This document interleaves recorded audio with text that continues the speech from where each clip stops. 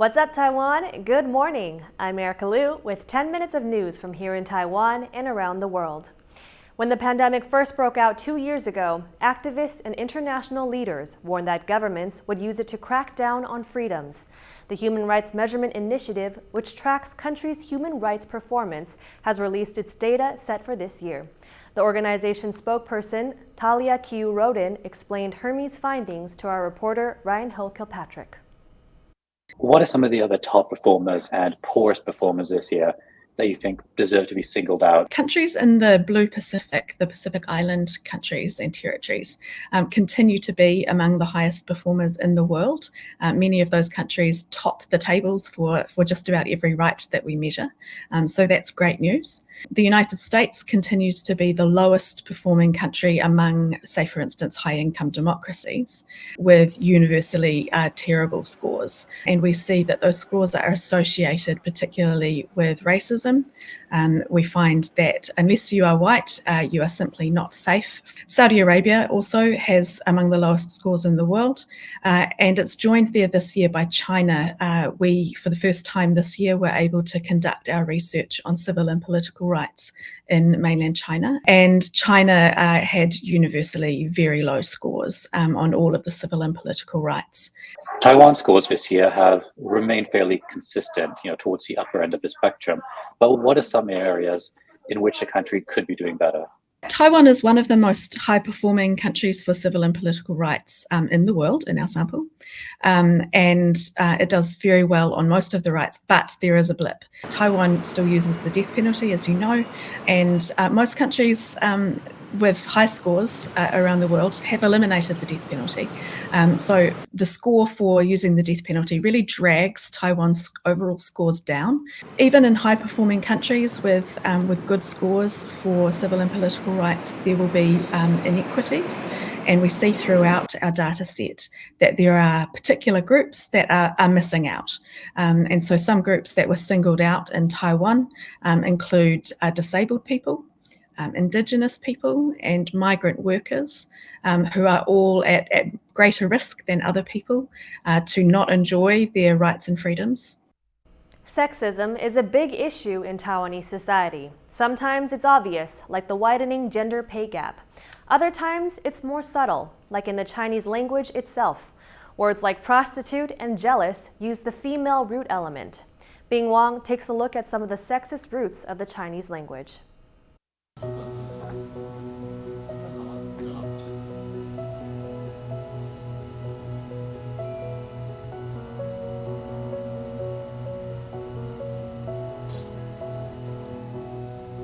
This is a Chinese character for female. Just like root words in English, Chinese characters can be combined to form new words. Words with a female root include an, meaning peace, or hao, meaning good. But Chinese words for jealous or traitor also use the female root character, giving the word a sexist connotation. 这个可能跟当时的一个社会环境还有一些阶级制度有一些关系。那这个以前以父权社会为主的一个形态相对女性来讲就变成一个弱者或者是可以被驱使的。The first written record of Chinese appeared over 6,000 years ago. Now more than 1.3 billion people in the world use a form of Chinese as their first language. Some feminist groups in Chinese-speaking communities see sexism as deeply rooted in the language, and are calling for changes to what they see as sexist Chinese characters. In 2014, 3 people from the Malaysian design collective TaiwanPlus created Women's Words, a tiny dictionary of new feminist-leaning Chinese words and phrases. For example, they added a female root to the character for hairy to mean that it should be socially acceptable for women not to shave their legs and other body parts. The group doesn't expect sweeping change, but wants people to recognize how sexism is rooted in many parts of society. Let me take this opportunity to thank the women here tonight and across Taiwan for all that you do in ways big and small, to improve this country and the world that we live in. Despite having a female president, Taiwanese people are still grappling with sexism. Incidents of stalking and harassment of women have increased. A report last year revealed that nearly 20% of Taiwanese women have been subjected to some form of abuse by a partner. The gender pay gap has also widened. The government tend to say that on average, Taiwanese workers, they earn like more than 50,000 new Taiwan dollars each month. But actually, for most of the women, they earn much less than like 30,000 NT dollars. Taiwan has made some strides towards gender equality. Aside from the president, 42.5% of the legislature is made up of women. There have also been efforts to end gender-based violence through public education and legislative action. But it's a whole other obstacle when sexism is rooted in the language. Patrick Chen, Damon Lin, and Bing Wong for TaiwanPlus. Countries around the world closed their borders due to the COVID-19 pandemic, and as a result, many businesses were left with a gap in labor. In places like Singapore, robot workers are filling many of those jobs. Jaime Yocon has this story.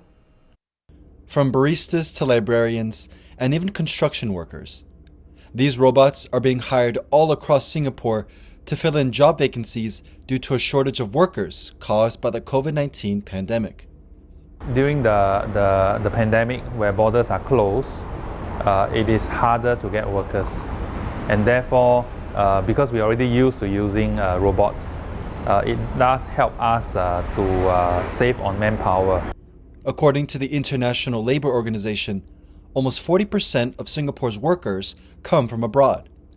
And with border restrictions making it harder for workers to enter the country, many businesses are looking for ways to make up the shortage in the labor force.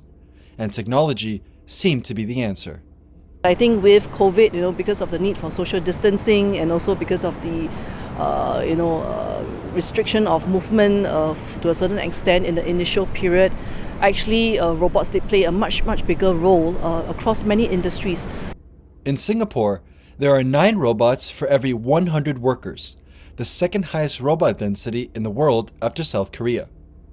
Automated workers like this robot barista could become the norm in the future, as the pandemic continues to push much of the world into cyberspace. Even in industries like construction, high-tech workers like this autonomous dog are being used more in highly skilled positions. I think things have still not got back to pre-COVID. I don't think they ever will. So actually replacing the need for manpower on site with autonomous solutions is gaining real traction in the industry. But it's not just Singapore that's ramping up its robot employment. Here in Taiwan, robots are often seen in large gatherings and events like this one, disinfecting hallways and providing information to crowds. Experts say that by 2030, another 20 million robots are expected to enter the workforce. Businesses now are looking to diversify their workforce and might opt for an employee that is not only cheaper to hire, but also doesn't need to be vaccinated. Rick E. and Jaime Ocon for TaiwanPlus. Thank you for watching What's Up Taiwan. Remember to download the TaiwanPlus app for more stories from Taiwan and around the world. Finally today, we leave you with images of some baby animals in Taipei Zoo. The zoo made a short video reminding people to respect newborn wildlife. I'm Erika Liu. Take care and see you next time.